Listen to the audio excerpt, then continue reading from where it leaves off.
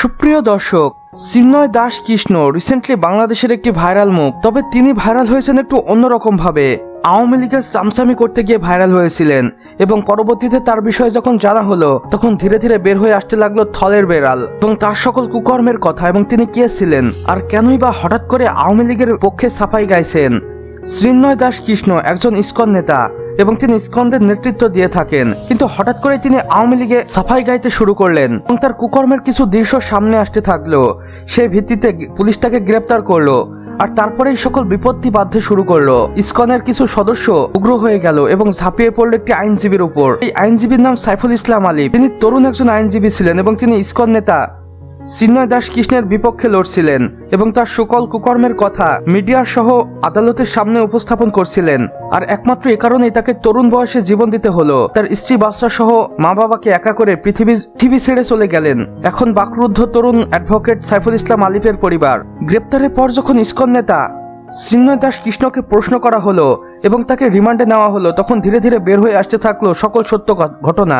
তিনি ধীরে ধীরে মুখ খুলতে শুরু করলেন এবং তার সকল কুকর্মের কথা বললেন। এর ভিত্তিতে ডিবি তার বাড়িতে রেড করলো এবং সেখানে যা পেল তা দেখে সকলেই হতবাক হয়ে গিয়েছিল। চিন্ময় দাস কৃষ্ণের স্বীকারোক্তির পর তার বাড়িতে রেড করার পর সেখানে পাওয়া গেল অসংখ্য টাকা এবং বিপুল পরিমাণ স্বর্ণ, যার পরিমাণ কোনো সাধারণ মানুষ দেখলে বা শুনলে রীতিমতো অজ্ঞান হয়ে যাবে। তার বাড়িতে পাওয়া গেল 985 কোটি টাকা, প্রায় 76 থেকে 90 কেজির মতো স্বর্ণ, যা সত্যি অবাক করার মতো।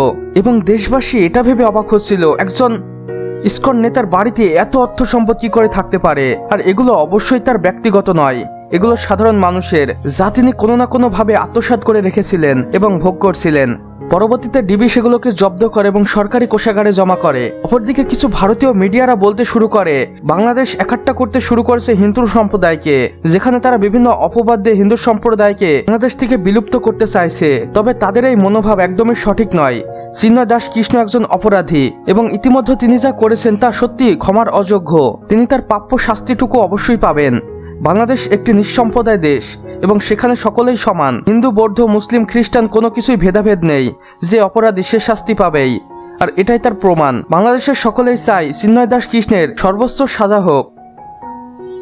সুপ্রিয় দর্শক, ভিডিওটি ভালো লাগলে অবশ্যই একটি লাইক করে দিবেন এবং চ্যানেলটি সাবস্ক্রাইব করে পাশের বেল আইকনে ক্লিক করে দিতে ভুলবেন না এবং কমেন্টে আপনার মূল্যবান মতামত জানাতে ভুলবেন না। সম্পূর্ণ ভিডিওটি দেখার জন্য আপনাকে অসংখ্য ধন্যবাদ।